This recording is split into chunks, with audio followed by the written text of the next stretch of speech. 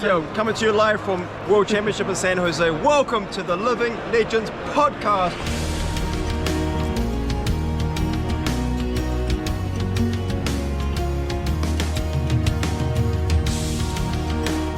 How's it going, everyone, and welcome back to another episode of the Living Legends podcast, a weekly Flesh and Blood podcast where we talk about all aspects of the Flesh and Blood trading card game, and nowhere is that more relevant than today's episode because we have a wide berth of things to talk about. Today I am joined, as always, by Bill from the Spike Feeders. Howdy, everybody. This is going to be an exciting one, so just strap in. Strap on in. I think we said that last time, too. And joining us today, in lieu of Az, who's taken a little weekend off with his lady, we have Iain from Right Time Gaming. How's it going? This is the second appearance. Excited to be now. Next time I'm on, I just have to replace Kel, and then I've been all the Living Legends. Yeah, yeah. Now this also means we'll have to get Alan back on, so we have it equal, right?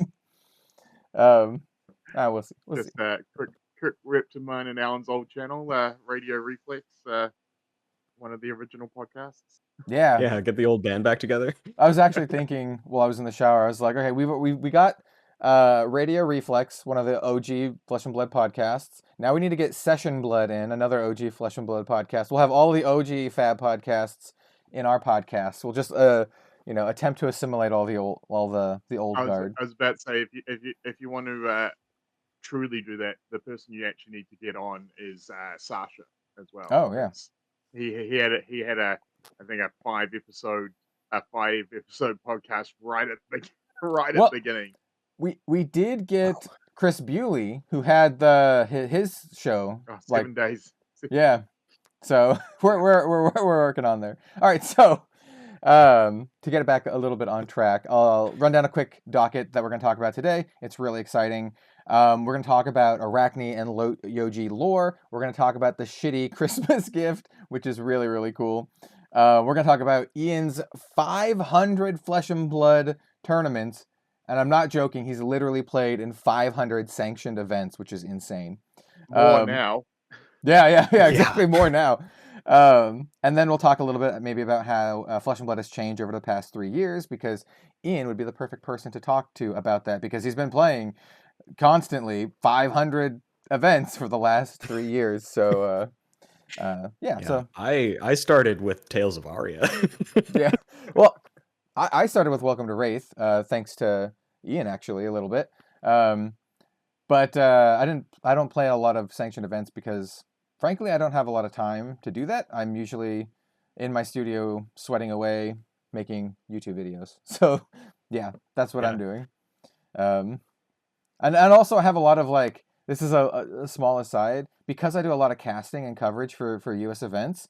I actually have a lot of random losses, because what happens is I sign up for all of the calling packages and they were supposed to take my name out of the calling, so I'm not matched against people, and then they've forgotten a couple times and I have a whole bunch of ranked calling losses because they forgot to take my name out. Even once, I don't remember where this was, if it was in Orlando or whatever, they called me over the speakers. They're like, Kellen Rosenberger to the front stage, and then and I was back in the booth. Luckily, I wasn't actually casting, and I was like, okay, hold on, I'll be right back.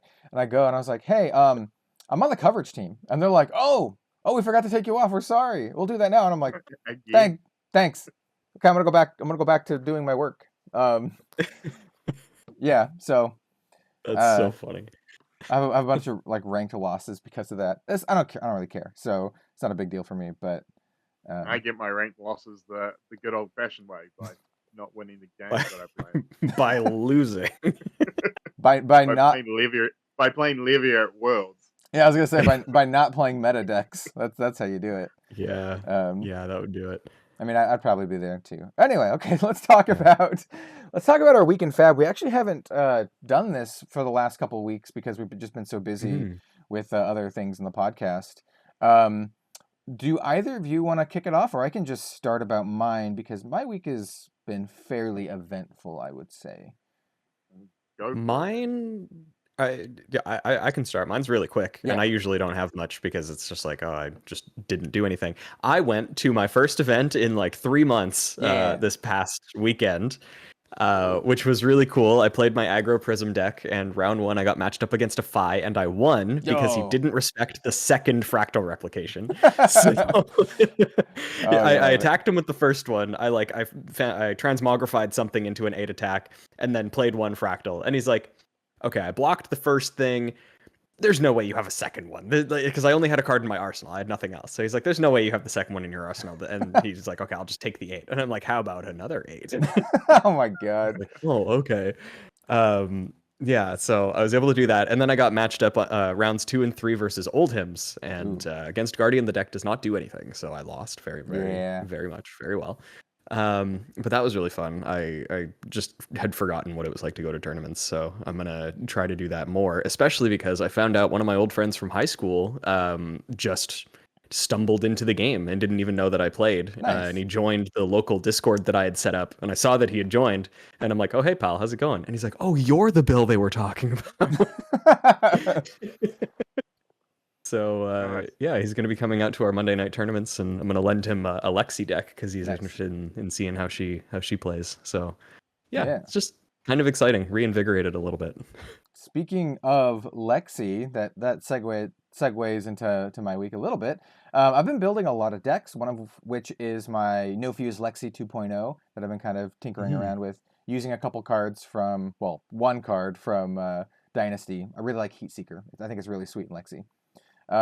Especially if you can get 2 Heat Seekers off and both of them to hit, so you can like double Arsenal. Oh, it's super sweet. Because it puts the cards into the Arsenal face up. So you put one in the Arsenal face up, gives you the extra slot from New Horizons, you get the other one. Yeah, that's my dream. I want to have a 6-card Lexi hand. I'm not blocking, so I'm just going to take the damage and then come back with a 6-card hand.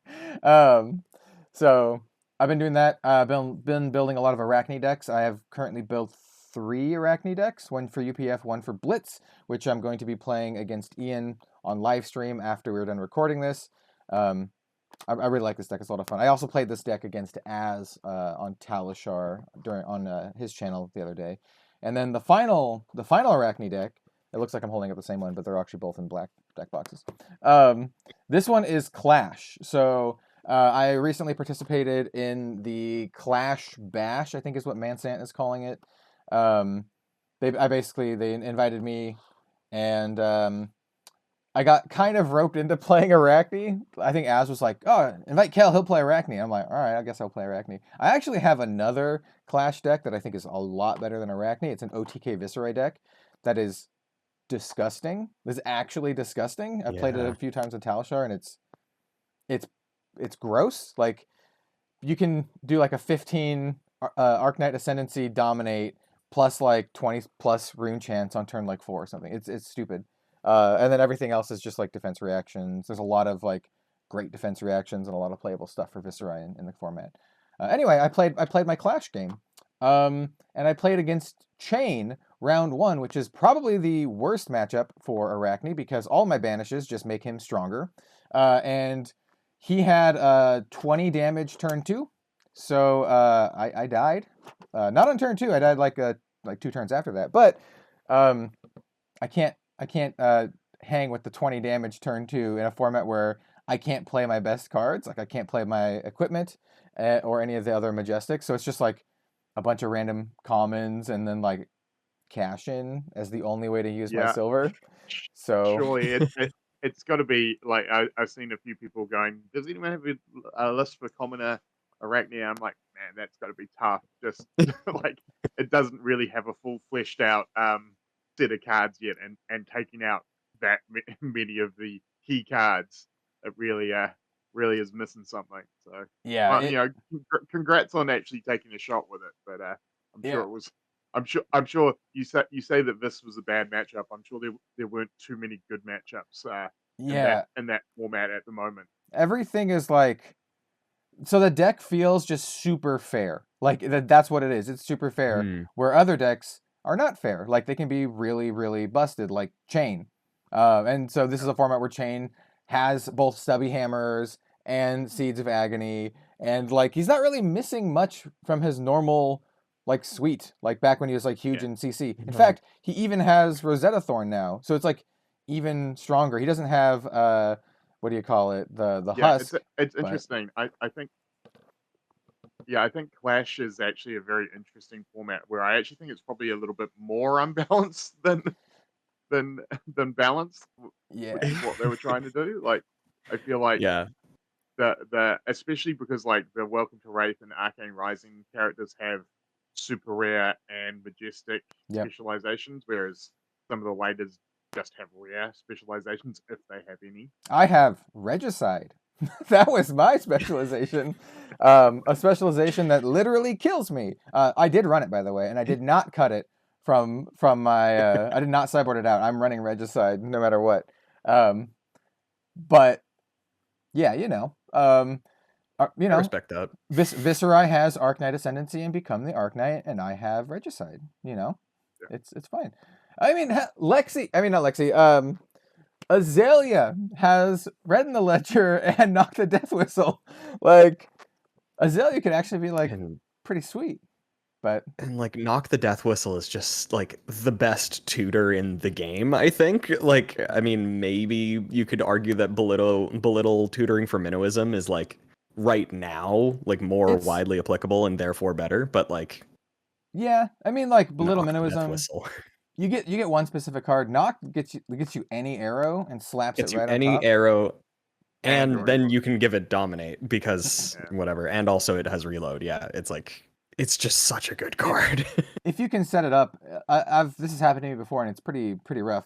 Where you can dominate a Red in the Ledger and then keep recurring it with Memorial Ground. So every single turn, dominate Red in the Ledger, dominate Red in the Ledger, as long as you keep getting Memorial Grounds. And so if you're playing a go wide class, like this has happened to me, and I was playing as Lexi, it's like really rough, like really rough. Especially as Lexi is like, I can't block, I can't. What am I gonna do? Like, I don't have good armor to block it out with, and I don't have like defense reactions because I'm not, playing a weird defense reaction Lexi deck. So I think Azalea could be good in the format. I don't know. So anyway, I played my game. It's live now. You can go watch it. You can go watch me get hit for like 20 something damage on turn 2 against Chain. Yeah. So there's that. Who was your opponent? I was Mo Bogsley. I think it was my first interaction with them. It was nice, and like I wasn't salty. Still not salty. It's just I was like, that's a great turn. Like that was very exciting. That'll make for really good, really exciting gameplay. But it wasn't very long lived. I could tell you that. And the other thing is I sided in some stuff against him because I knew he'd be very aggressive. I don't think I'd be able to fatigue him out because like he's just gonna pump so much damage through and play so much things. I mean, unless I'm playing a ton of D-reacts. And so what I did is I put in Wounded Bull. So I had these were on my sideboard. I had Wounded Bull, Fiando's Fighting Spirit, and then what is it called? Like Energy Surge or it's the 2 for 4, but it gets +3 if you have less life. So it's basically a 2 for 7. It's Adrenaline Rush. Is that what it is? I think it's Adrenaline Rush. Yeah. Yeah, It is Adrenaline Rush. Which I think is one of the most underrated cards right now, by the way. And then there were 2 turns. I had Wounded Bull in my arsenal, and all I needed was to keep 1 card in my hand. I needed to get through a turn with 1 card and not die, just a blue or yellow. And if I had that, I could pop my Blessing of Spring to get a resource, and then pop my Cracker Jacks, and then Wounded Bull him for 9. And I was like, that's all I need. I can get a Wounded Bull for 9 to just get back into the game. And he's Chain, and I never got to keep a 1 card hand. So, yeah. Anyway, that was my week in Fab, playing a lot of Assassin, killing Azalea, and then getting dumpstered by Chain. I killed Azalea, and then I also killed Az playing not Azalea. You should go watch his his stream for what I mean by that. Yeah, that was interesting. Anyway, how about you, Ian? How about your week in Flesh and Blood? Yeah. So obviously, Dynasty dropped. So I've been just playing around with some of the new brute cards.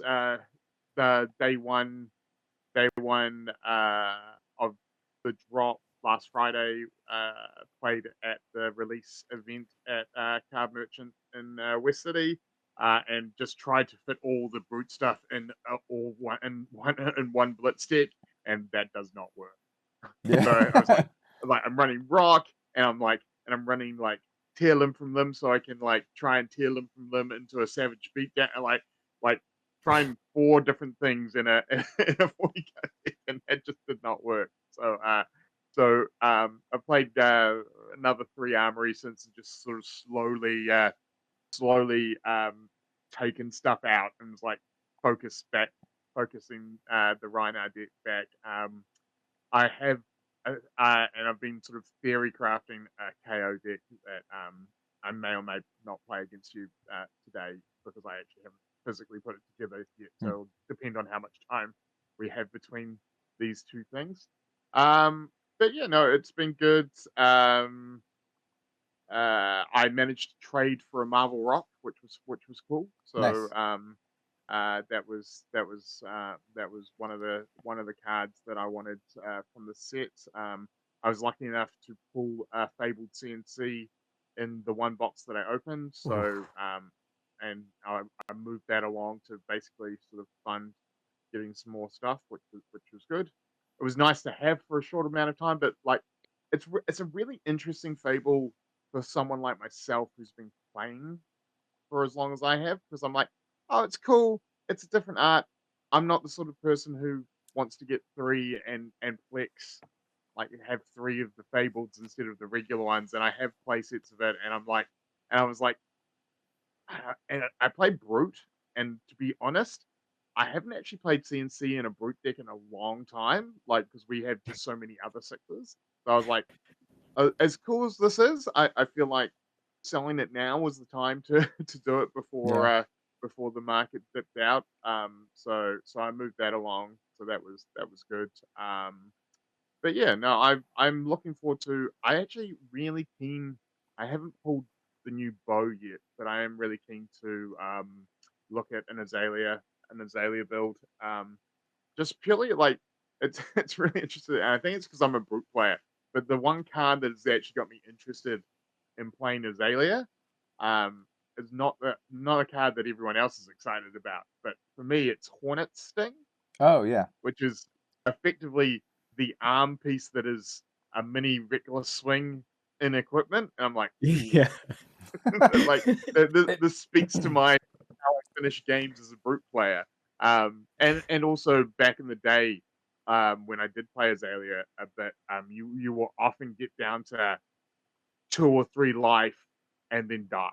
And so really interested in trying to work around something with like Hornet Sting, just forcing people, and like even doing the that sort of thing where, because you can play around Hornet Sting because it's there, but if you play the trap, that they have to pay an extra resource or they lose a life as well. So you're like, ha, you didn't expect a trap as well. You're going down the path of pain and not for your opponent. Yeah, You're like exactly.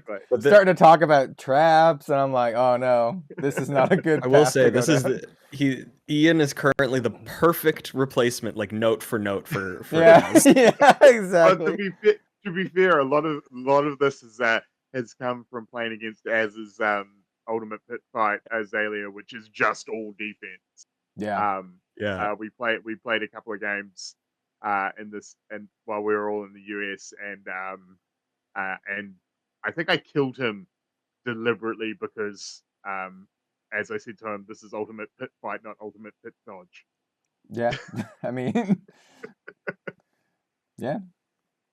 It's But yeah, so that's sort of been my week. Yeah, and just trying to come up with a time to because I was really excited that we got to play the Yorick UPF game at Worlds, and I'm just sort of at the moment trying to line up a time with a local store and maybe run an event, UPF event, where the final table basically make it like a boss battle. So it's sort of like a couple of rounds of UPF to get the final table, and then the final table, I'll play as Yorick as the boss Oh. person, and so make it like a boss battle at the end. So just for like a sort of a little Christmas, fun, not have some fun, not be that serious, and just enjoy playing some games with people who to be fair, in Auckland especially, we've got a lot of competitive players, and I have noticed post Worlds that the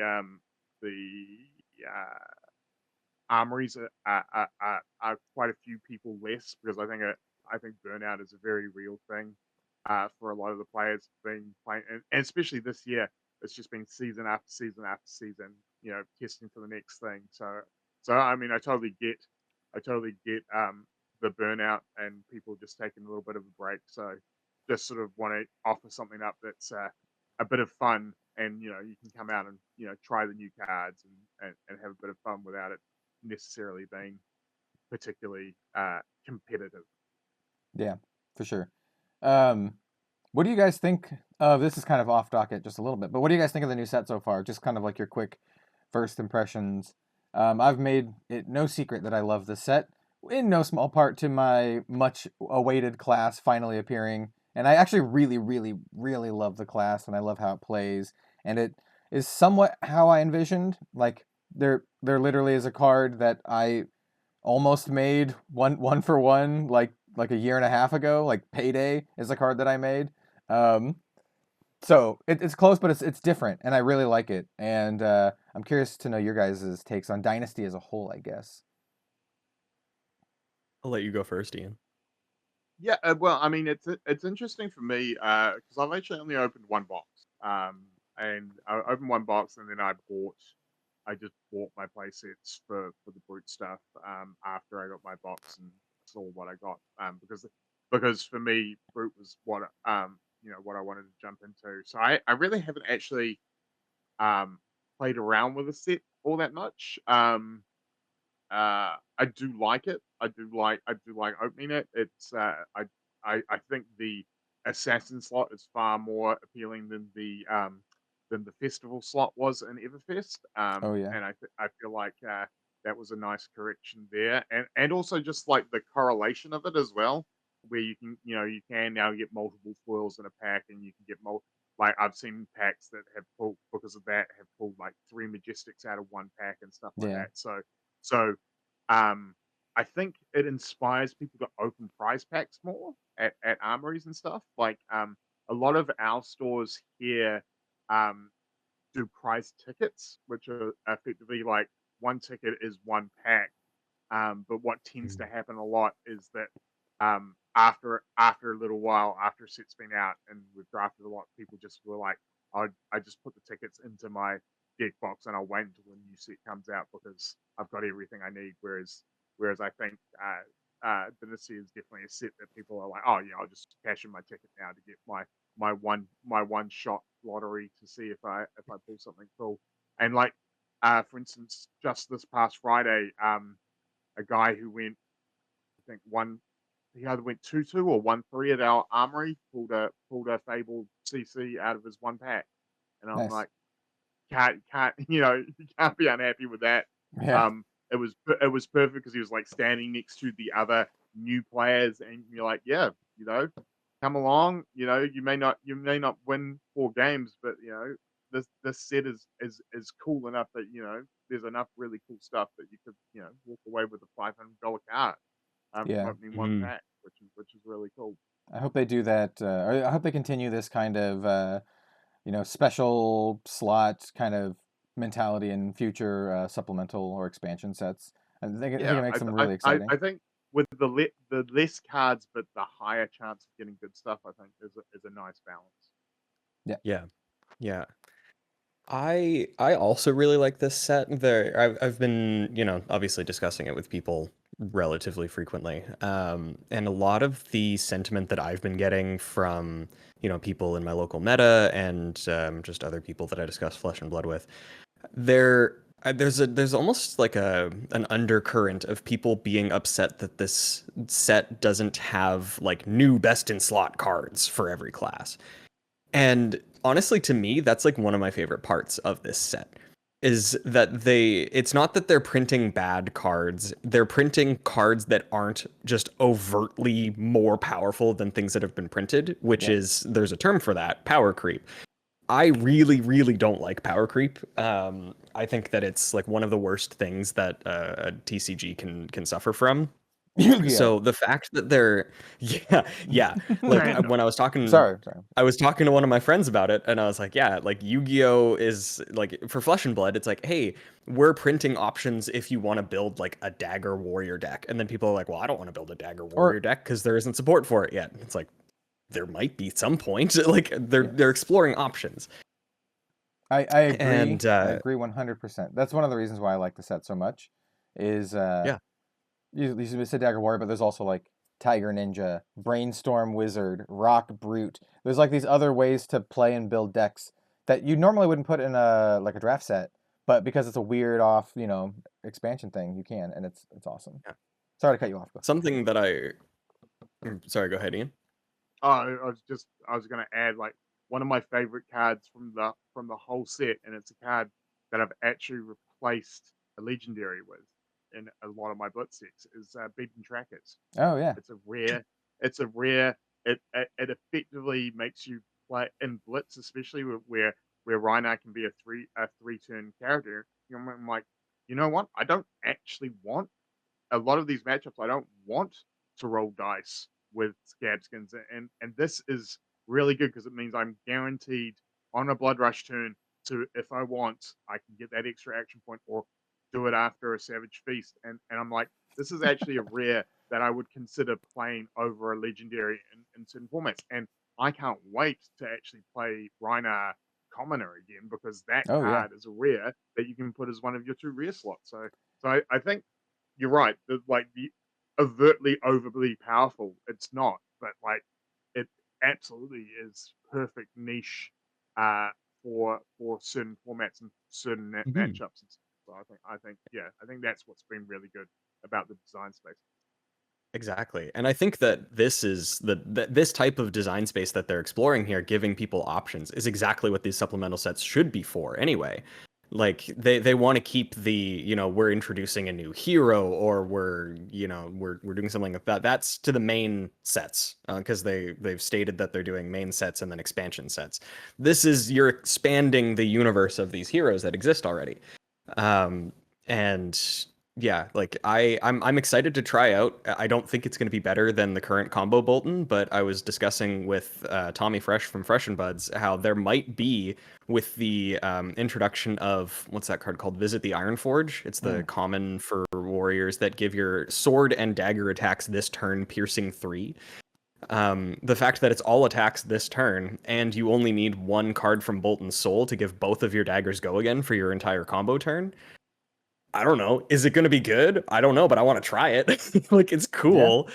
And it's, I don't know. It's this is exactly the right power level that I want from sets like this. Like, I think that they kind of overstepped with Everfest, especially for Runeblade. I don't think that's an uncommon sentiment, because they got, what is it? They got Swarming Gloomveil and Revel in Runeblood in the same set, which are both just obscenely good cards. I think, good. Like, and then every other class kind of got nothing. But I've noticed it's really funny. Like, Runeblade didn't get like super OP stuff in this set. They got some like really interesting design space, and I've seen some people complain. They're like, where's my OP Runeblade cards? It's like, hey, come on. Every set can have absolutely busted above rate Runeblade cards. Come on now. Yeah. And it's like, you better believe that these are the same people that were complaining about how powerful these cards were on release in the other sets. And it's like, well, what about that? We had overpowered ones before, and I complained about them, and now I'm complaining that they're not here. It's like, okay, whatever. You can't satisfy everybody. But yeah, I don't know. For me, Dynasty has been awesome. I've really, really liked it so far. It's gotten the creative juices flowing, which I think is the most important thing. just thinking about how to implement some of these cards in interesting and unconventional ways. And yeah, I don't know. I like the fact that all of the cards you look at them and you're like, huh, it's interesting.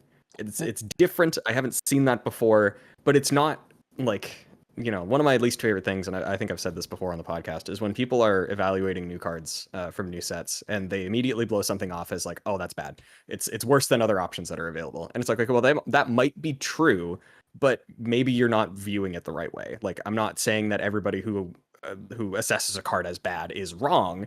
It's just very like close-minded. You got the blinders on a little bit. I feel like a lot of people are like, this doesn't fit into the deck that I'm currently running. That. I'm like, Exactly. yeah, but this opens up a complete another deck, and this is what I am actually finding with Savage Beatdown, which was my card that I got to spoil, and I'm like, yeah, it doesn't just slip into a current Rhino build, but if you build around it, it can be very, very good, because it effectively means that you can have a double Blood Rush turn, but also have two other turns that can come in for 12 to 14, if not more. If you run cards like Primeval Bellow, which affords you the first discard of the 6 without too much setup and stuff like that. But you can't just. I think you can't just throw cards from Dynasty into current decks and expect them to be great. I think, as you said, it is that creativity of going, all right, so this may be a different way to play. And I think Mech's a perfect example.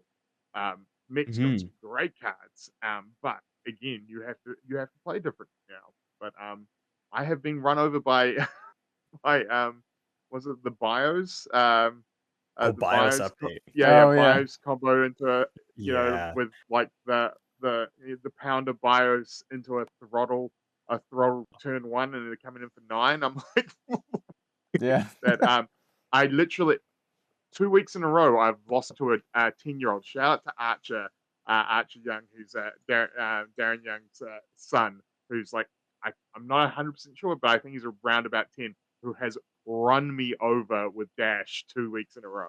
And literally, awesome. And I'm like, I don't take it easy on this kid, and he definitely doesn't take it easy on me. So that's exciting. I'm excited to see that there are different decks coming from the same, and so it also means that when you sit down and someone puts down Dash or puts down Rhino or puts down Bolton, you're like, I'm not 100% sure what I'm going up against, which is I actually think is really, really cool. Yeah, I didn't even mention the other ones too. Like, say you mentioned Dash. I want to build a Hanabi Blaster Dash deck, but I also want to build an Axe, probably Dorinthia, but I want to build an Axe Warrior deck.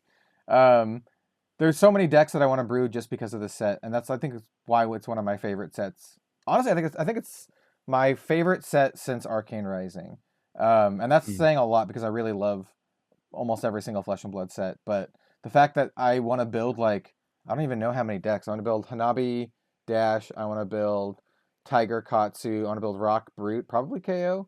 I want to build Brainstorm Wizard, maybe Kano, maybe Icelander. I obviously built multiple assassin decks. I want to build Axe Warrior. There's so many decks that I want to build, and when a main set comes out like Uprising, I wanted to build Dromai, and I did, and I wanted to build Icelander, and I did, and that's it. Like, I have those 2 decks, and here, I want to build more than 5 decks from Uprising. I'm really keen to actually go back and build a bunch of common editions. Is actually the thing that's got me really excited about Dynasty, because this has allowed, because the problem with Commoner being that it's only a 3-year-old game is that the card pool was a little bit limited when you take everything else out, so most things only have one way to play in Commoner, whereas I think now there are definitely a couple of ways to play it, at least a few of the heroes, which is cool. Yep, 100%. So that's our not so quick thoughts on Dynasty. I honestly think it's an absolutely fantastic set. I agree. Let's see. next up, let's chat a little bit about the Arakni and Yoji lore before we get into the shitty Christmas present. The shitty Christmas present is such an awesome card, and there's a pretty fun interaction that came out because of that. And but there's a couple actually fun interactions that came out because of that I had. But did either of you have a chance to read the Yoji and Arakni lore? I will summarize them. But just curious if you guys got a chance to read. I was talking to you guys before, and I just want to give this shout out on the podcast. I want to shout out to DM Amada, Stephen from DM Amada, or Steve as I like to call him. About a year ago, like a completely throwaway comment in one of his videos, he said that he likes to listen to the lore via like using Google Read on his Android as he drives into work. And I had not even thought about that as an option. And as someone who drives around in a coffee van and has a lot of stop starting and early mornings where breakfast radio is not necessarily the most interesting to watch, the idea of getting Google to read the articles has been an absolute phenomenal thing and it really is actually a great way to get through.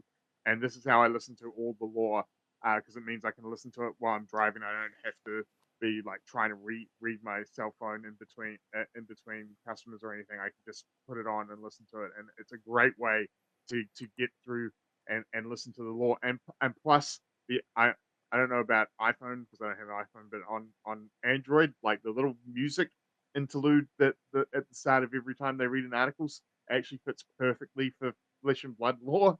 so shout out to Stephen, and that is how I listen to all the lore. So I have had a chance to listen to it thanks to Stephen's life hack. It's a good one too. Like I didn't actually know about that before you said it, so it's something that I might have to do as well because I mean, to be honest, the Flesh and Blood lore is great, but a lot of it's not super long, so it's you could read through it like pretty quickly, especially if you're a fast reader. But just having something going on in the background is always really nice. I know a lot of folks listening to this right now have this just kind of going on in the background. So, yeah. How about you, Bill? Did you get a chance to read any of the lore? I didn't, unfortunately. Although something I do want to point out is I think in one of our podcasts, when we were talking about the Emperor and Yoji, and I think it was when you were talking about you were talking about how you wanted Assassin to be in the class or in the set. This was like way back. I'm pretty sure I said something about like some offhanded comment about like, oh, watch this, Yoji is gonna like come up behind the Emperor, snap his neck, and then Yoji's gonna be an assassin instead. Yeah. Because I think even before Yoji was revealed to be a guardian hero, and I'm pretty sure I said that at one point. And I love to hang on to predictions that are even tangentially right. So yeah. So to me, that's the lore currently. But please enlighten me as to what the actual lore is. Yeah, I'm excited to hear it. You can stand in for the audience or join the audience, I guess you could say, as we talk about this. So I'll start with the Arakni lore. I'm just gonna give it like a quick summary, so I'm not gonna like talk about everything verbatim. So I'll just kind of give you the gist of it. So the Arakni lore is pretty interesting. It really characterizes Arakni as this very uncaring killer that really only, I don't know, I guess you could say cares about their job. They don't really care about the money. They don't care about the fame. They just care about the act of murdering people. And they enjoy it. So the story is pretty short, but it's a little bit longer than the Yoji story. It's about Arakni kind of slipping through various areas of Volcor, getting through crowds, very Assassin's Creed kind of stuff, to be honest. Jumping from rooftop to rooftop, blending in with crowds, and basically just kind of sneaking in, picking off all of the folks in the throne room, like one by one. I think there's one part where they like kill 2 guards and a wizard, and then use the wizard to like soften the fall of the 2 guards so no one can hear the armor like falling on the ground. And yeah, I mean that's basically the gist of it. They just go in and murder the emperor, but it sets it up as like a very meticulous character, a character that has planned for a very long time for this. This isn't something that they just like, I'm just gonna go do this. So they like knew that the guards would be leaving at this one specific time so they can get into an area. They like they planned it all out. So yeah, that's They also basically. Oh, go ahead. they also refer to their boss several Yeah. times, Yeah. which is really interesting because it does sort of lend itself into assassin being more of like a clan than necessarily a talent. Like so we may see some other assassins, not just Arakni, which is Oh, for kind of sure. cool. Yeah. Or whether or not we find out later on that like the mask or something is actually like that's like sort of like the Court of Owls with Batman and stuff, where like it's all the same mask, and Oh, so yeah. like there could be numerous arachnes that have different abilities because they're actually that's just the sign of the spider clan sort of thing, which is Yeah. cool. Yeah. So it's Arachne is part of the spiders, or the spider, I guess you could say, which is a well-renowned assassin clan. It's a clan that is, or organization, or whatever how you want to put it, that's only like spoken about in rumor. No one has actually ever witnessed an assassination by the spider, but they have numerous high-profile. At least Arachne specifically has multiple numerous high-profile assassinations, including a official from Metrics who was unceremoniously murdered by their own gears. I think they like Arachne pushed them into the gears of their own machine. It's very Winter Soldier, right? Yeah. Yeah. And the myth, the legend. Yeah, there's this one line at the end that I really liked. It's like it says, "We are the spiders' spinnerets, a lattice work of slaughter sent to end a dynasty. I dance to my delight, knowing the red rain is about to fall." This is what they say right about right before they're about to murder the emperor. So yeah, it very, very much characterizes at least Arachne as a very uncaring killer. Basically, they kill for it because it's their job. It's what they do. They don't kill for the money. They just the money is just kind of like a byproduct of the work. So yeah, I thought it was interesting. Like Iain said, I think it'd be really interesting to see more of the spider and more of the assassins in general. Hopefully, we see a lot more of that fleshed out when we go to the pits. I think that'd be really cool to see. Maybe even other assassination clans or something like that. Also, I'd like to note that reading this lore had me draw a connection between another card game and Flesh and Blood.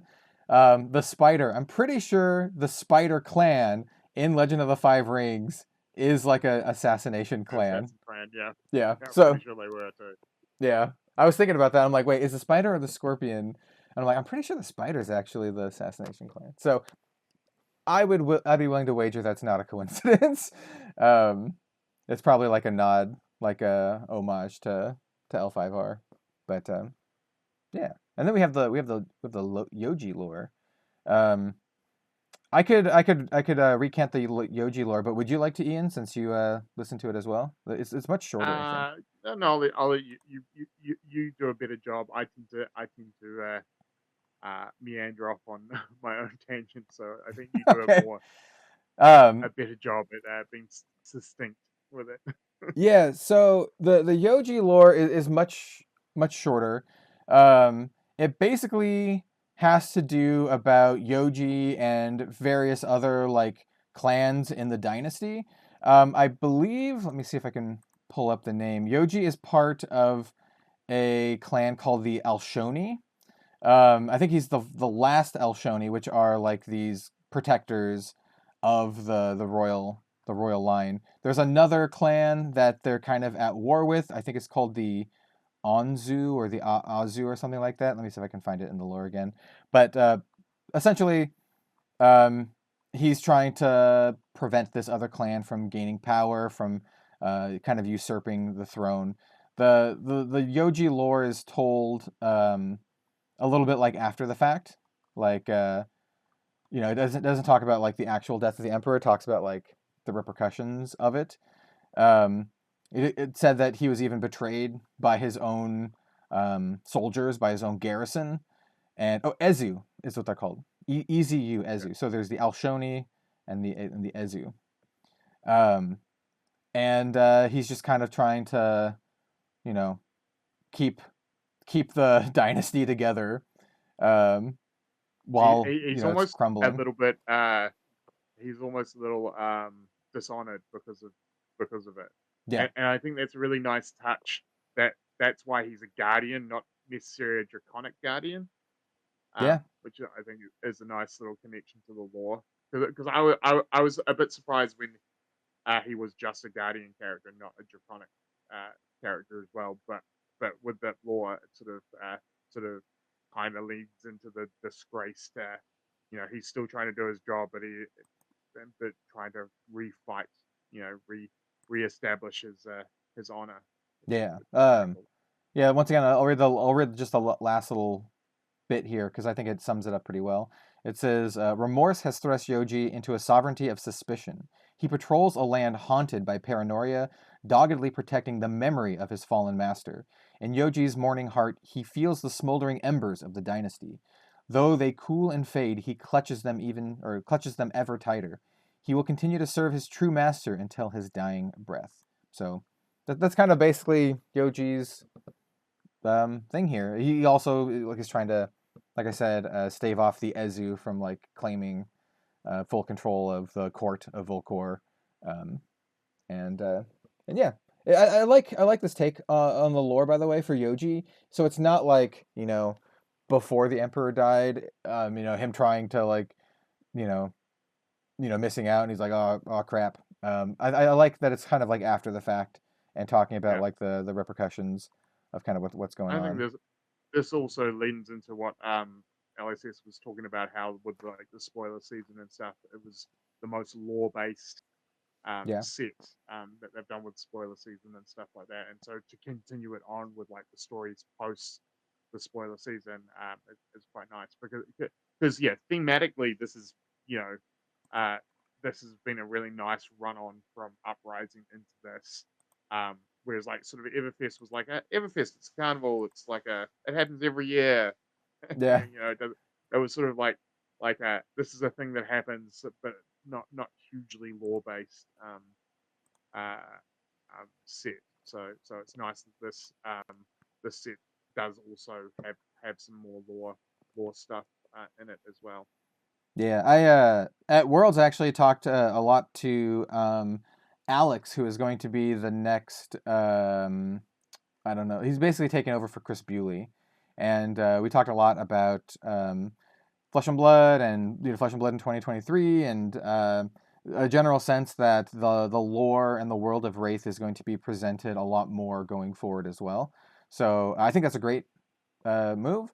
I think getting folks more in tune with the lore so they can like, you know, latch on to these characters that they already really like is a really smart thing, and to get people invested in the world and the story. And so, you know, I mean, and that's where you really get a lot of your casual players as well. Yeah, you get that connection to the lore and to characters, and you know, because competitive players are going to min max, they're going to play whatever the best deck is, whereas the casual base, which are, you know, a big crux of who's going to keep your game running in between those seasons, they really are sort of more like just this Friday I played against a guy who'd never played a card game before, but was a D&D player and had come over from D&D because, you know, he liked he liked the look of the characters and stuff like that, which is cool. I know for a fact that there are many people watching this right now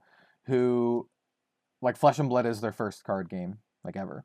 Like I did a poll or something, I asked it in a video a little while ago, and I got a lot of responses that Flesh and Blood is their first card game. So that's awesome. And like, you know, catering to folks who are like big fans of not just like the gameplay and winning tournaments, but of the world and the lore, I think is super important moving forward. So I'm really looking forward to that. I hope we see more of that in stuff like the often talked about PvE product. Hopefully maybe another like book, like another world book or something like that. Yeah. All this kind of stuff I'm really looking forward to. And I really love the world of Flesh and Blood, and I think it deserves to be expanded upon more. I often say that the creative department is are the unsung heroes of Flesh and Blood, because they're the ones who make the game feel and look the way it does.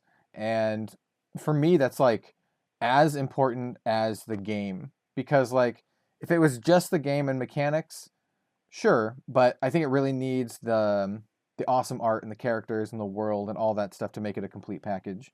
For me to try a new game, it has to both look really good and it has to play very well. And Flesh and Blood definitely has both of those things.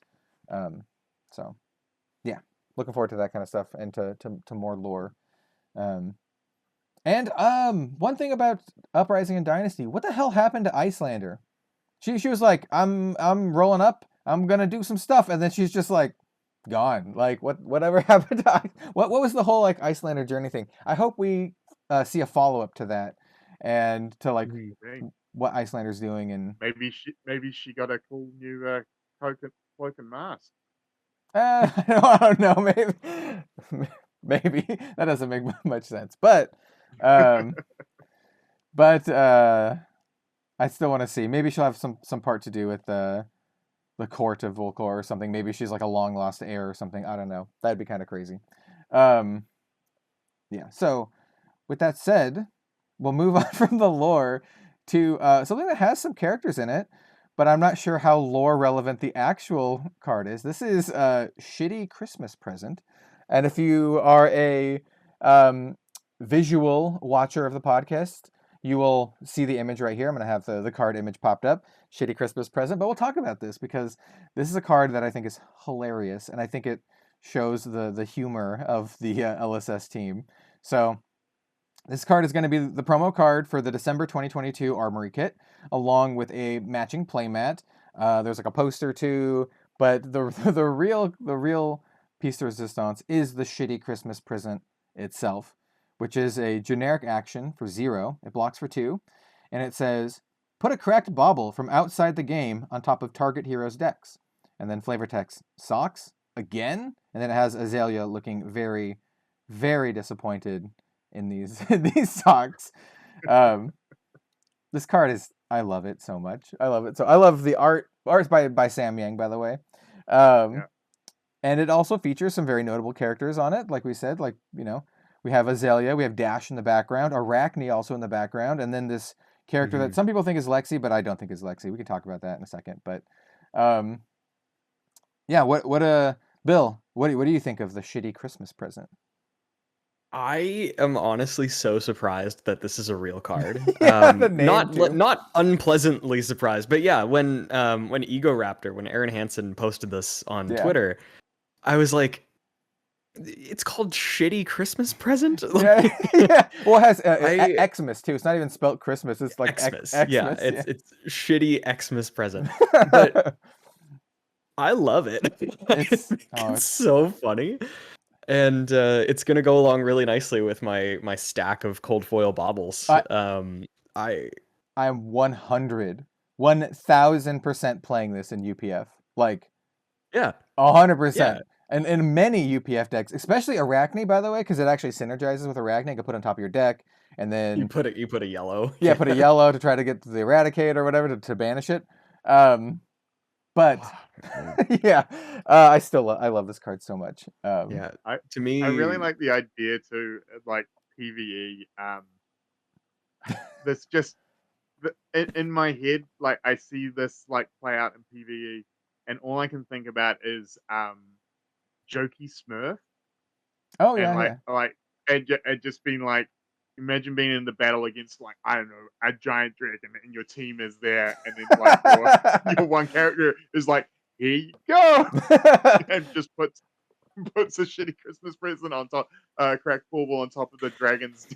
Hey, and you're like, maybe they're playing a heavy red line deck and they need to draw at least a 2 pitch, right? maybe that's the play. No, I what I yeah, was no, gonna say, if you can set this up, if you can somehow coordinate with your entire team to all give the dragon a shitty Christmas present at the same time, and just have, so they draw a hand of only Yeah. cracked bubbles. So many socks. That's so good. And so yeah, this card will be part of the larger batch of armory kit rewards. I think it comes with like 20 or 30 or something like that. Yeah, so I do want Rainbow to foil. speak to Rainbow that. foil. 36. I did see a few people 36. complaining about that it's the only promo in the December set, and that while it's a it's a funny idea that like they're like, oh man, it kind of sucks that if you win an armory you don't get like a good cold foil and stuff. And and I can speak to this a little bit from having been a former employee from and saying that December is the slowest time for armories. It's it's Mhm. Christmas, it's Christmas shopping, it's stores aren't wanting to run events staffing wise because either they're running long hours for Christmas shopping or they're short staffed and stuff like that. And generally, December is the least attended month for these sort of events. And so um, and this is what we saw with the Christmas bubble last year, the shitty Christmas present this year, and I think going forward, this is going to be the thing that LSS does for December things. No, I mean again, Yeah. I have no actual connection with the people that do it now, but just from the rationale that I've seen in the past, um, is because they want December to be like, yeah, this is a thing where everyone's going to get a cold foil. It's going to be a little bit gimmicky, but if you have time to come along, you're going to get one. Yeah. And that's the thing. And there is the playmat to win, which is cool. I do know that there are the playmat completists out there and the collectors that will want to get those. So there is a bit of value in still winning Azalea stuff. cult. The Azalea cult is incredibly stoked for this one in particular. Yeah, So. yeah, exactly, exactly. So I think not every time is gonna be like a crack, a cold foil weapon that is worth $60. There are some months where it's just about rewarding everyone that can make it out. So that's kind of Mhm. the a little bit of the theory behind December armor Yeah. kits being one promo instead of being a cold foil for the And winner as well. And hey, like if LSS does not do like a content creator thing for the holidays, I will be buying at least 2 copies of the shitty Christmas present and Well, hey, try to get a you playmat. know, heaven forbid you may even see if you can't get along to a store and play. Yeah, we'll see. We'll see. We'll see how it goes. I've been Because I'm not that much into Flesh and Blood. Like yeah. playing Hey. in the Flesh and Blood. Whew. Ugh. Well, it's mostly just Oh, couldn't be me. getting time to actually do it. The I mostly know, just, mostly just it's I all know, videos, man. About Flesh and I Blood know, mostly, I know. but yeah, we'll see. I know Travis from Fab Foundry, Discs and Dice tries to get me to come out to a lot of events, and I'm like, we'll see if I can do it, and I rarely can. The one event that I never miss, I've never missed one so far, is a pre-release. I always go to pre-releases because one, it's fun to play with the new cards, but I just really love pre-releases in general. For back when I played other card games frequently, I would always go to the pre-releases for those. So. Mhm. And they're much more pre-releases. I feel much more casual too. So you just have a lot of folks who are just out there to check out the new set and chat with people and have fun, which is Yeah. kind of the vibe I really like. So anyway, yeah, the shitty Christmas present, man. I really love it, man. I really love it. And also, like on top of that, I think it might spoil a new character. So the characters on the card. There's Azalea. There's Arakni in the top right. There's Dash with elf ears in the top left, and then there's another character who presumably is the person giving these socks to Azalea. And a lot of folks thought or think it's Lexi because it's this character with green hair. She has short green hair though. So I don't think it's Lexi, not just because of the short green hair, but also the outfit she's wearing. So all of the other characters are wearing their signature outfits, right? They're not wearing like Christmas themed outfits other than the hats. So Azalea's wearing her gear. She even has a quiver. Dash has her gear. But this is obviously not Lexi's gear. She's wearing like a patchwork leather thing that looks like it's from the pits. So I think this is a new character. And my tinfoil hat theory is that this is a new assassin character from the pits, because it bears striking resemblance to the character from Cut to the Chase, which also has short aqua-colored hair. You could see it like popping out under the hood. And I tweeted about this, and I was like, tinfoil hat theory. And here's my theory. And I was like, Sam Yang, blink twice if I'm right. And Sam responded with the see no evil monkey closing, like put the hands over his eyes. And I was funny that you got a response from Sam, because I messaged Sam and was like, hey, just quick question, who are the characters in this thing? Still haven't got a reply from him. So yeah. in 8 months' time I'll be able to tell you and then I responded to his response with okay then, keep your secrets or whatever. I mean, the other interesting thing is that obviously I think it's also in Blackjack's Tavern is where the scene's set. So possibly a character connected to Blackjack's Tavern as well. Yeah. Which is again, I feel like a place that we will see more of when we inevitably go to the pits set. I think it's a key location in the pits. Because we have seen it multiple times now through sets. We've seen it in Toxic Emotion. We've seen it in Stonewall Confidence. Through Valda, like Valda Bright Axe, and other sets.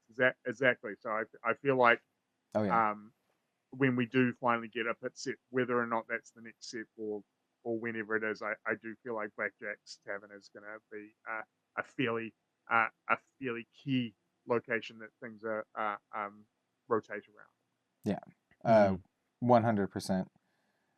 Something that I sort of just noticed looking at this art a little bit more closely that I think lends credence to your theory that this is a new assassin style, or at least associated character, is the short green-haired girl.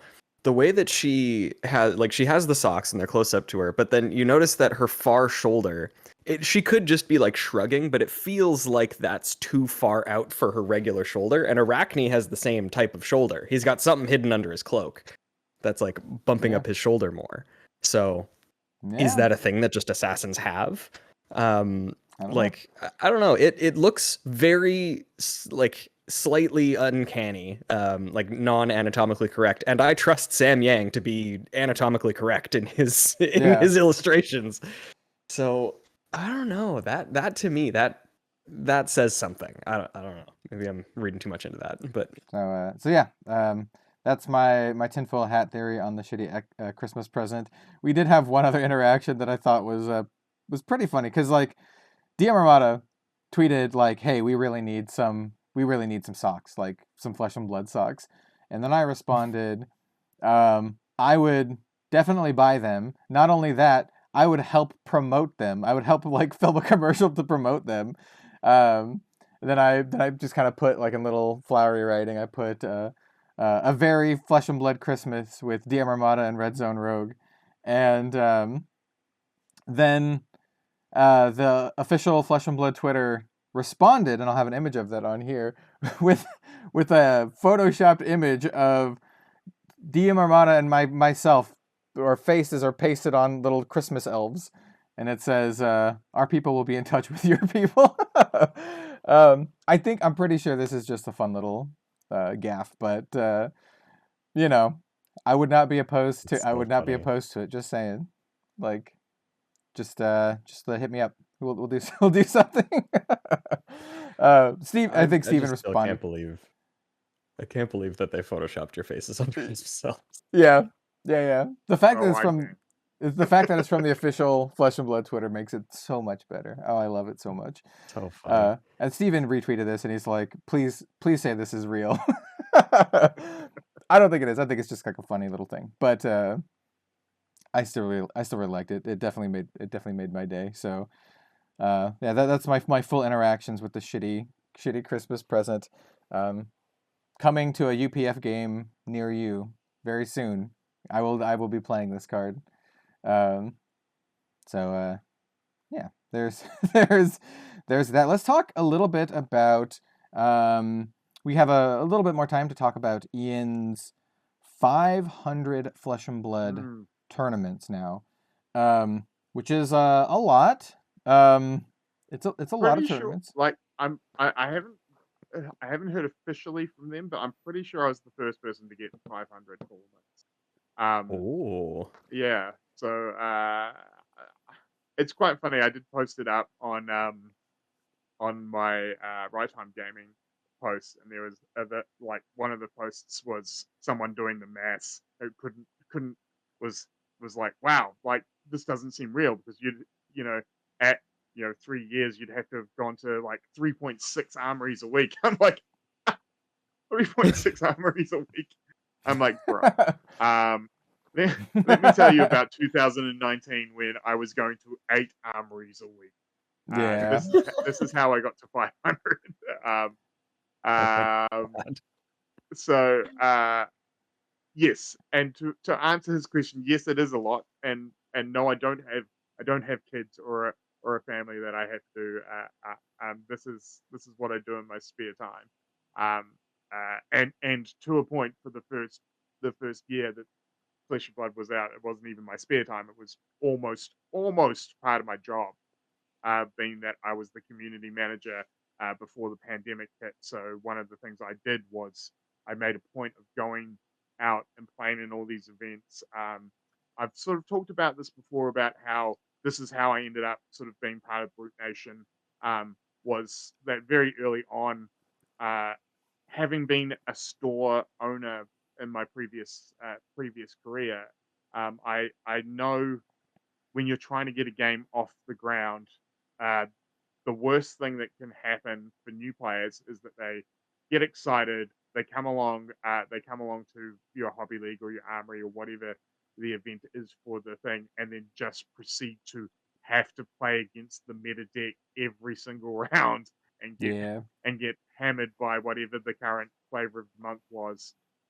So very early on, I sort of no one was playing Rhina, and it was very much probably the most underplayed character from Welcome to Wraith from the original 4.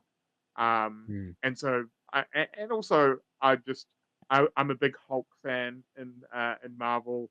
One of the decks that I was quite famously played in Versus was the standalone Hulk deck, and so sort of Rhina sort of spoke to me. I always played orcs when I played Blood Bowl, so sort of the green skins have always been something that I've sort of vibed with in games. So that's where it sort of led to that as well. But yeah, my initial reason for playing Rhino was I wanted to go along and make sure that even that new players and even top players and stuff, that at least one day, one round or an armory event, they're going to get to play against something that isn't the norm.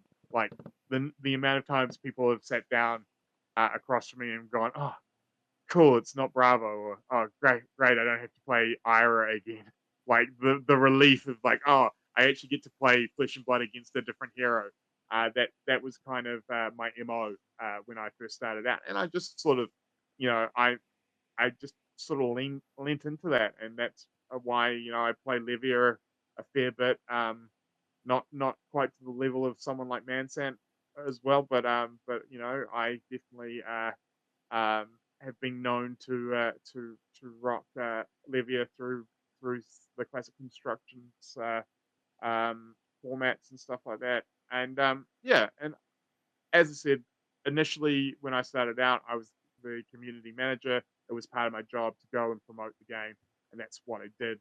And then I just love the game. I'm a card player. Kel knows this. We play not just Flesh and Blood. We play a lot of games, and that's just always been where I've been at. And so hence even after, once we got through the pandemic, and we could start playing again, like I played a bit online through the pandemic, but I was never really a fan of TTS. I prefer playing with actual cardboard, and actually playing with the cards. There's actually a tactile nature of playing cards that I really enjoy, and so I didn't play as much in the lockdown um, periods as I did when we were able to play back in real life. And so once here in New Zealand we could start going back to stores, I was like, I will on average probably hit 3 to 4 armories a week. I'll play in every roads or um, you know skirmish or pro quest that I can, just because I enjoy the game. I like playing the game. I like the community. It's a nice way to stay connected with them, and it's probably this is an interesting thing that I'll say to Cal is that I've realized this is probably I have more gym tournaments played than I have subscribers to my channel, and it's probably because I'm playing so many gym tournaments and not making videos. So I'm like the opposite of what Kel does. I'm like, Yeah. yeah, I mean, like I'd love to spend more time making videos and stuff, but I'm out at my local stores playing, so that's why I don't get as much content made as someone like Kel or Stephen at DM Mamada, or even as who does an amazing amount of work. like like just you guys here at Living Legends, the fact that you're doing this weekly, I know what a commitment that is, but the fact that you all do other videos on top of that, it's impressive. So Mhm. yeah, but yeah, as I said, I've always just enjoyed going out and meeting people, playing the game, spreading. Like on Friday, I taught a new guy how to play Dromai. He literally was playing with like basically a starter with a couple of extra cards added, and like at the end of the game, I was like, because he had a hand in the game where he had 5 dragons but no Ash, Ooh. and he was like, I think I've just lost the game. I think I've locked out. And I'm like, you can always block with those cards, and you'll get to refill your hand. And he's like, oh yeah, of course. And then like after the game, like because he was running Crown of Reflection, I was like, perhaps look at putting in, like he was running Dreamweavers and Crown of Perfection. I was like, perhaps Hmm. look at it like putting in Silken Form and maybe even like Helios Mitre, because at least Helios Mitre you can sink your red hands into to create Ash, and Yeah. just The and that's the thing. That's what I enjoy is like sort of helping new players out, and and also I like where I am. One of the interesting things of having now played 500 plus tournaments, I'm probably the player most of the top end players in New Zealand don't want to face at an ELO event, because my ELO is so bad, because I played in all the callings so when they you'll first tank came their out, elo if you beat them. and scrubbed hard. Like anyone who starts Flesh and Blood today is about between, I'm not 100% sure what it currently is, between 75 to 85 elo higher than I am. Like I'm in the low 1400s, and so now anyone who plays against me, they get nothing for beating me, but they lose a hell of a lot if they lose to me. And like, Oh yeah. because I'm not a scrub newbie player, the reason my elo is so tanked is that I played so much back in the day. So yeah, now I'm like the guy that they, and especially because I'm always playing like a Levy or a Rhino or something that is a little off the cusp. They're like, man, I just don't. Yeah. Yeah. Some of my Yeah, funnest it's games this year was I played 2 back-to-back games in a Rhodes event against Matt Rogers with Bone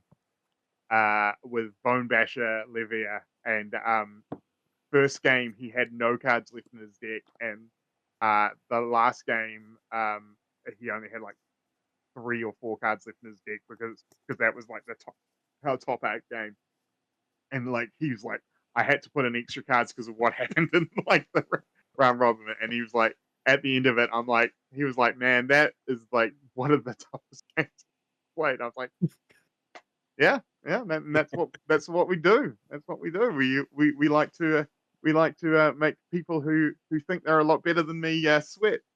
Shout out to Cal McCree. Yeah. That's so funny because it's like you sit against somebody who has like, it's the people who actually start worrying about their place in the rankings and stuff. Yeah. And they sit across from you and they're like, okay, so this match, I have nothing to gain and everything to lose. Exactly. Yep. And this is the thing. It's quite funny. I see this quite a lot. Like I see new players or players that have been around. What you walk over to the pairing wall and you'll see the players and they're like, oh man, I've been paired against a Matt Rogers. Oh, I've been paired against Cal McCree or something. And they get almost defeated before they sit down.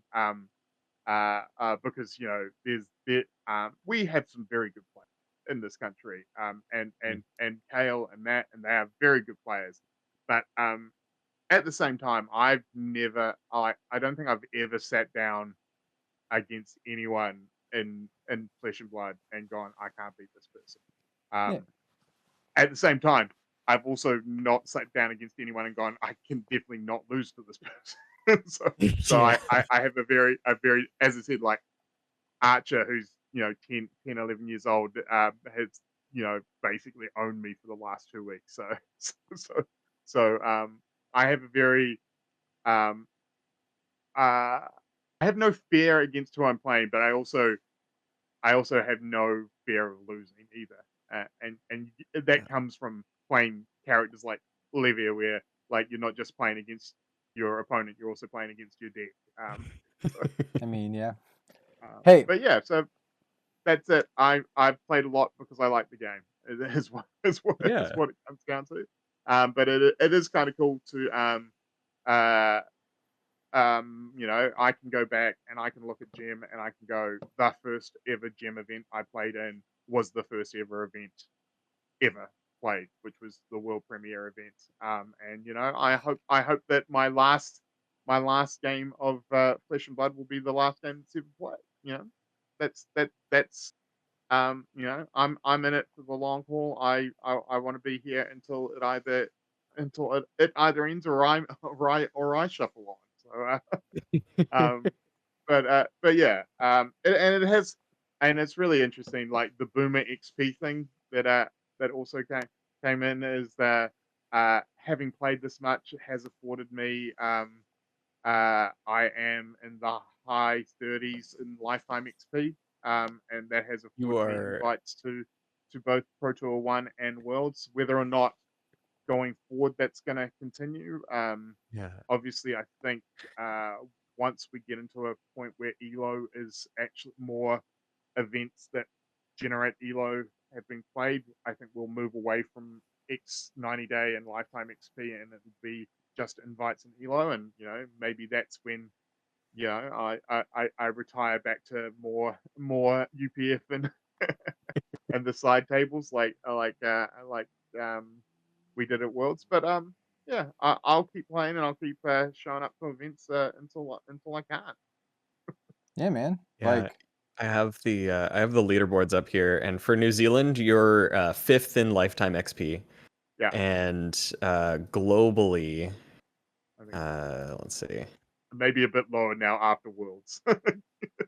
Yeah, it's being weird. It just keeps showing me the New Zealand one. But yeah, I think you were 34. Yeah, you're 34th global XP all time. Yeah. Which is pretty crazy. And I was the 5th person in the world to get to 1,000 XP. Did they give you they gave me nothing gold because foil? unfortunately I was in New Zealand. So when I was the 5th person in the world, there was already 2 other New Zealanders who got to XP. Oh, okay.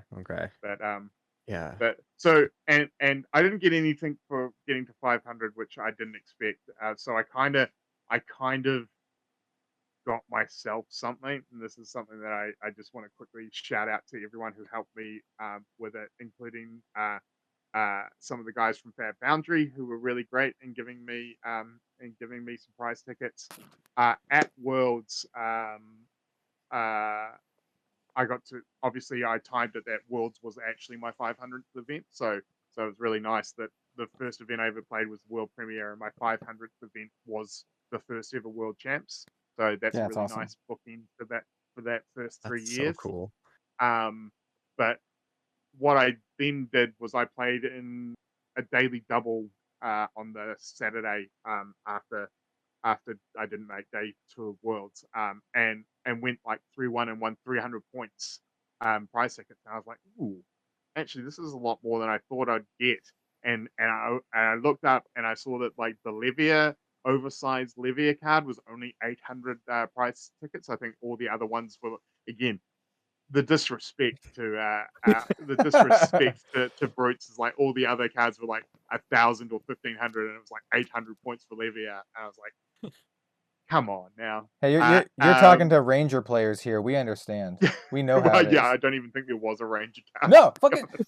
I was about to start swearing, man. Like, no Azalea. There's never an Azalea. Yeah, it was. Well, to be fair, I don't think there were any WTR or Arc, because there was no Rhino either. Yeah, but like Lexi, come on.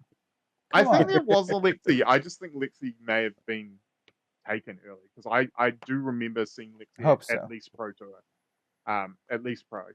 But yeah. So I was like, oh, I was like, how would I get that home? And so again, this is the nice fact of because I have had a connection with LSS through the years, and I've known James for over 20 years and stuff. I have I have the balls to go and ask for a rather big favor. I went over and talked to LSS, and I was like, hey, are you guys getting anything shipped back from Worlds to the office? and hypothetically, if I was to win one of those oversized cards, could I get it put in with the stuff that's getting shipped back to the office and pick it up? Because as my day job, I run a mobile coffee van, and the LSS offices is one of the stops on my daily coffee round. And I was like, could I get it sent back to the office and just pick it up from the office when it gets back? And they were nice enough to let me do that. So I managed to win / be gifted enough tickets to get to the 800. So as I said, shout out to the guys from FAB Foundry who I played against, and then were told my story, and they gifted me the 100 tickets. And then there was a couple of other Kiwis who gave me a couple of 100 tickets as well. And to all the people that I played against in the side events were really cool. So I managed to get the oversized Livia card, but also the main reason I wanted that one was because the artist was there, and so I actually got it signed by the artist. Wishnutan. Yeah. Which is really cool, and it also means that I won up Mansant, because he's only got the oversized card. It's not signed by the artist, so it's a little bit of bragging rights within the league of Levi's. So yeah, it's always about the one-upmanship. So I've got a signed oversized card, and also I have a feature match at Pro Tour 1 playing Livia. So yeah. So he may be best known for it, but I've got a couple of key points as well within the brute factions. We I think So cool. as Steven and I were gonna give you our tickets if you didn't get there, but you came and showed us that you got the thing. I was like, oh sweet, now we can go see what the hell's on the prize wall, because I wasn't even paying attention to it. I ended up with 501 tickets, and I bought conveniently the card promos. All the card promos were 500 tickets, so I could have gotten a rainbow foil Arcane Rising Young Hero, but the Azalea had already sold out. I was gonna get the Azalea. Azalea was sold out, so it was just the other 3. Or you could get the new errata cold foil Briar. So I actually ended up getting a errata cold foil Young Briar, because I don't really play CC, but Young Briar, I can play that in UPF or Blitz or whatever. So I got the cold foil for 500 tickets, and I had 510. So I kept a 10 ticket that I had back there. But nice. Yeah, it was easier to get tickets than I thought, to be honest. Yeah. It's fun. I mean, I just did side events at Worlds anyway, so I didn't play in the calling or the battle hardened. I didn't really want to do that kind of stuff. For comparison's sake, Iain's played 500 tournaments. I think I just looked up mine. I'm at around 30, like total.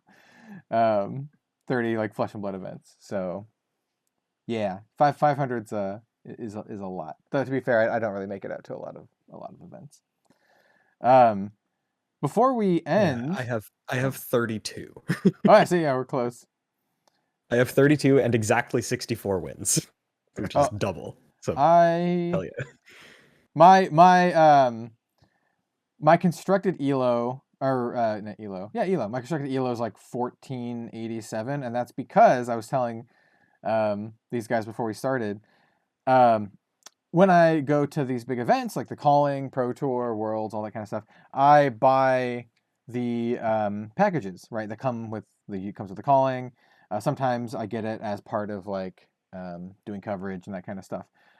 And when I do coverage, they're supposed to take me out of the tournament, so like people don't get matched against me because I'm doing coverage, right?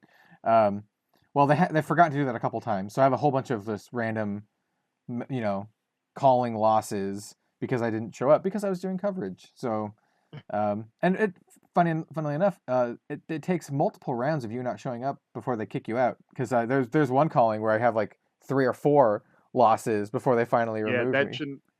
That shouldn't be a thing. Yeah. It should only you should have been taken out, but Yeah. if you no show round 1, I'm pretty sure that's supposed to drop you after that. Yeah, I even had I was telling these guys, I don't remember what event it was. I don't know if it was Orlando or something, but they're like, Kellen Rosenberger to the front stage, please. And I'm like, what? I'm literally back in the coverage booth, and I'm like, what? Luckily, I wasn't doing coverage. So I'm like, oh, let me go see. And I run up and I go see. I was like, hey, I'm on the coverage team, and they're like, oh, we're sorry, we forgot to take you off. Like, I think this was Kyle, which is one of the tournament organizer people. I'm like, oh, we'll take you off now. I'm like, okay, thanks. I'm gonna go back to doing my job. Bye. But my limited elo is exactly 1500, which I think is the starting, which tells me that starting right. Which I have broken even because I play more limited than not limited actually. So, I'm exactly 1500 with like a bunch of limited games, which is kind of funny. I just looked at it. My my elo rating for constructed is 1443, and my elo rating for limited is 1470. So again, worse than anyone that signs up today. Yeah, my constructed is 1487. Yeah, and I've got a total of 895 in my 507 total. Nice. Nice. How would you say? I know we probably won't chat for too much longer, but how would you say Flesh and Blood has changed in the past like 3 years, like playing those 500 tournaments? Yeah, it's really interesting. Like, so definitely the early adopters. It's been really interesting because like the early adopters are the people who came on because the game looked interesting. Like yourself, Cal, like you saw the artwork, you was like, let's have a look at this game, let's see if it's any good, let's get into it. And so that first 6 months to a year, you've got a mix of the guys who will or guys and girls who will try any new game, and we love those people. They are the heart and soul of this industry. Are the something new, something shiny, let's buy it. Those we love those people. You had the people who tried it, had a friend who liked it and brought them in, and like I remember early on, we're getting 5 or 6 people to, if you got to 8 people for an armory, it was a good turnout, because it was new, and people were trying the game, but they weren't necessarily buying into it yet, or they were just coming along and borrowing a deck, but they hadn't committed to it. And then here in New Zealand, it was a bit different because obviously we got a couple of callings very early on, being that it was a New Zealand-based company.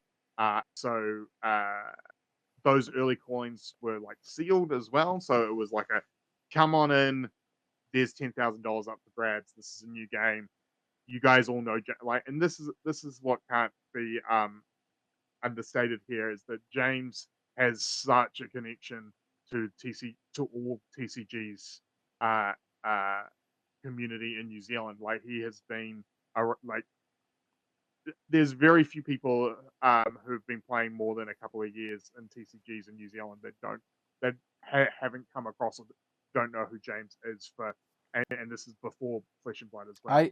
And so there's a lot of us that came back just to see what James was up to. I literally got a comment on I think it was my Dromai video the other day, the one that was featured on the Tolarian Community College.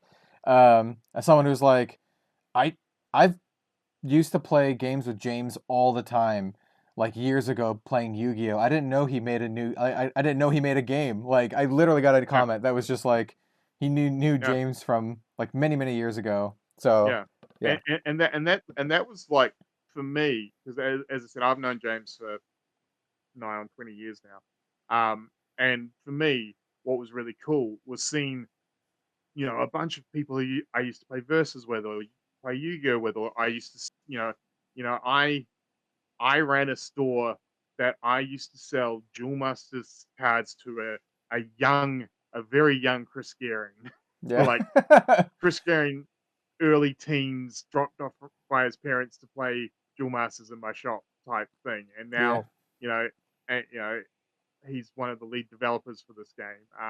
And so for me, those early years were a lot of people were like, this is a cool game. We're also here to support our friends. And that was the vibe in New Zealand. But then coming on board as the community manager, and those early days of trying to onboard, me sending stuff out to you, Cal, and to Stephen, and to like one of my personal achievements when I was the community manager was to get Team Covenant on board, because I was a big fan of their work. I played a lot of the I played the spoils, I played Netrunner, and their content was some of the best content for those games.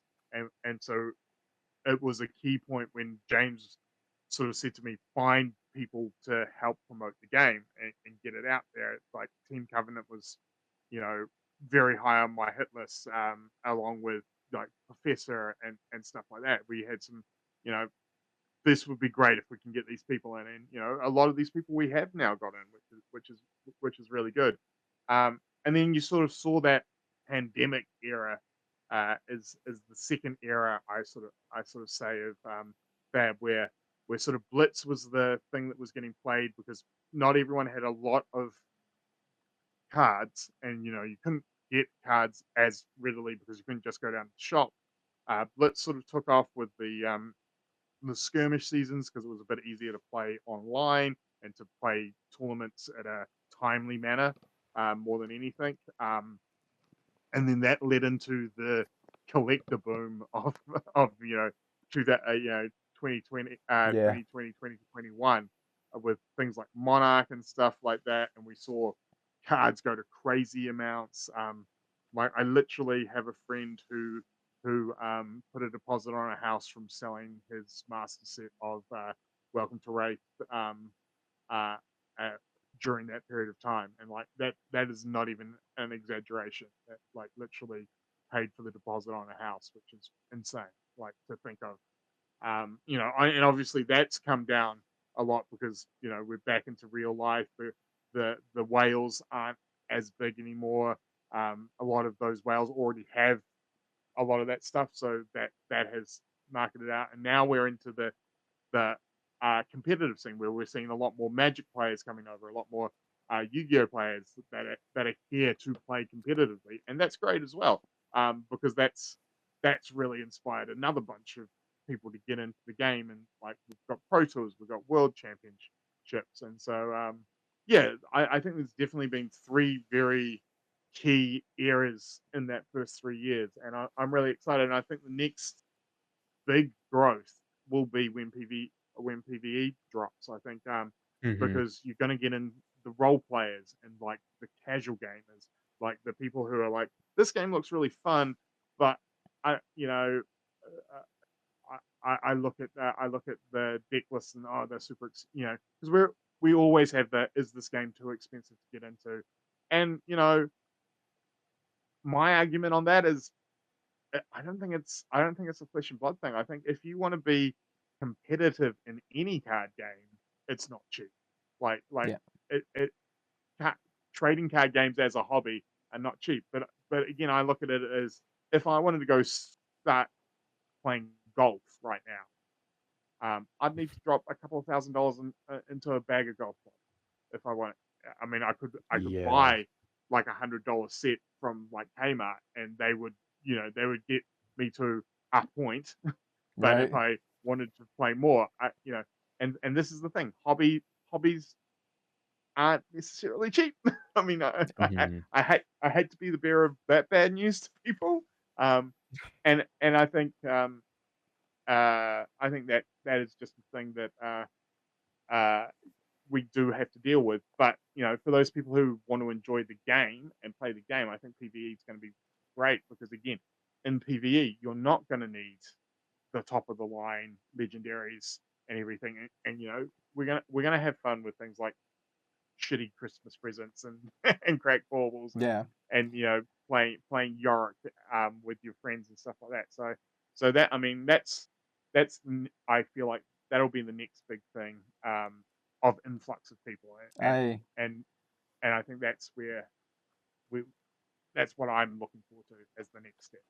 I agree. I really get a sense that 2023 is going to be a really big year for the, I don't want to call them casual crowd, but I like think social gamers. Social crowd is a better word for it. It's a better, because I think doesn't necessarily. Yeah. I think it's going to be people who are wanting something that they can enjoy with their friends, as well as once a couple of months go, all right, cool, there's a Rhodes or there's a ProQuest. Let's try and get into that as well. But like generally, I play because it's what we do on a Friday with my friends. Yeah, I really do think 2023 is going to be like the year for social play for Flesh and Blood. We do have the PvE. We have more sets coming out. We have whatever the professor is doing with LSS. There's that announcement that was revealed at Worlds that there's going to be like a collaboration. It was also revealed on the Funder podcast with Fluke and Box that it's going to be a product. So we know it's going to be some sort of like product. We don't know anything else other than that. But knowing the professor, it's probably going to be geared towards players, because that's what he's all about. He's all about getting people playing the games, that kind of stuff. And so that, and then we also have PvE completely separate than that. I think it's going to be great. And then on top of all of that kind of stuff, I'm still a huge fan of Ultimate Pit Fight, and I think the more people play it, the more they'll realize how much fun it is, and the more that'll grow. And it's no secret that the most popular format in Magic right now is Commander, and it's a multiplayer format akin to Ultimate Pit Fight. Ultimate Pit Fight's different in many different ways, but the fact that the most popular format in one of the world's biggest card games is this social experience, I think leads a lot of credence to like, UPF could one day be one of the biggest formats in Flesh and Blood. And I think the more people try it out, the more people who come in who are more social minded, I think it's gonna grow. So, and I think that's a really good note. I feel like we've just got the Oscars music. Yeah, I feel like we've talked a fair bit. Yep. So time to wrap it up. Yeah. We'll save the Arsenal for next week. We've this is kind of a little bit of a longer podcast anyway. But I think it was a good discussion, and hope y'all are looking forward to, the next 3 years of Flesh and Blood. I know absolutely the next 7 are going to go by quickly, and we're going to be celebrating the 10th anniversary, and it's going to be awesome. So Yeah. Thanks so much for listening, joining us for the conversation today. We've got shitty Christmas presents and lore and tournaments, all this good stuff. 500 events is just still such a crazy. It's so much. Yeah. So Congratulations, Iain. Yes. Yeah. Speaking of Iain, where could the lovely listeners and viewers find you if they'd like to find you out on the internet? Yeah, so I'm probably most active on my Facebook page for Right Time Gaming. I do have a YouTube page that is sporadic, and also on Twitter at Right Time G. But of course, probably Red Zone Rogue is where you'll find me the most. Yeah, I am often the other person on the side of the games that gets played. I think you and Az are now like my two most frequent like gameplay guests, which is great. You're both like absolutely fantastic friends. Some of my best friends in this industry.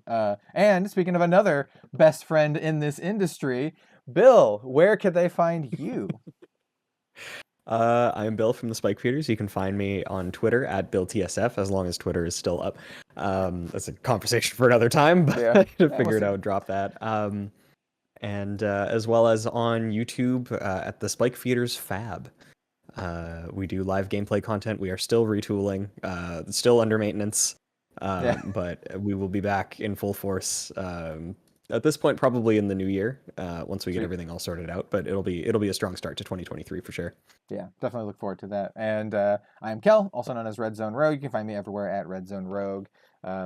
Everyone's handles on Twitter are in the overlay here, so you can go find us all there. But thank you all so much for watching, so much for joining us for this episode, and we'll see you next time on the next episode of the Living Legends podcast.